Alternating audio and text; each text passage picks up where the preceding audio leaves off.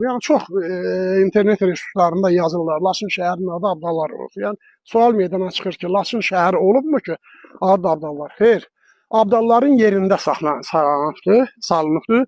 Allah rəhmət eləsin, Tağı Şahbazi Simurq bura gələndə soruşub ki, dağın adı nədir? Yuxarı dağı göstəriblər, deyirlər ki, Laçın deyir və Laçından gözəl adı yoxdur, yəni türkün dilində.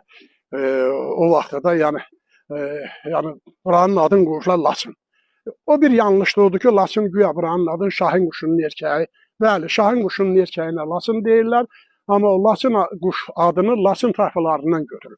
Yəni Laçın türk tayfaları Çindən, şimali Çindən tutmuş, ta Qafqazlara qədər, Sibirə qədər, Avropaya qədər uzanan bir coğrafiyada, yəni böyük bir coğrafiyada Laçın tayfaları olubdur və o tayfanın da ovçuluqla o vaxtda iftihacma dövrü, quldarlıq dövrü, kapitalizm dövrü, köçərlik, ovçuluq və ona görə də onlar elə quşlar saxlayırmışlar. Quşlara da tayfanın adına Laçın deyirmişlər. Laçın quşu, yəni Şahin quşu, Laçın quşu. Və buranın da adını qoyublar Laçın.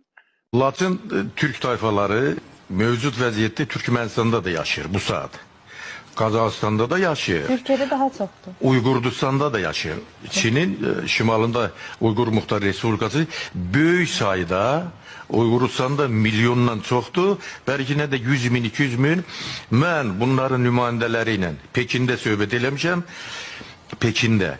Demək, Türkmenistan'da da bu saat Laçın tayfaları var. Təmiz Türk tayfaları var. Və çox maraqlı cəhət odur ki, onların danışıq ləhcələri bu saatki Laçınların danışıq ləhcələridir. Mən haradasa, çox üzr hesab edilməli, tariximizdə bir Laçının araşdırılması səmtində bir boşluq görürəm və Laçının izahını çox dayaz hesab edirəm. Ona görə ki, gözümüzün qabağında, dənizin o tayında bu tayfalar durub bizim ləhcədə danışır. Bizim təmiz Türkçə ləhcəsində danışır.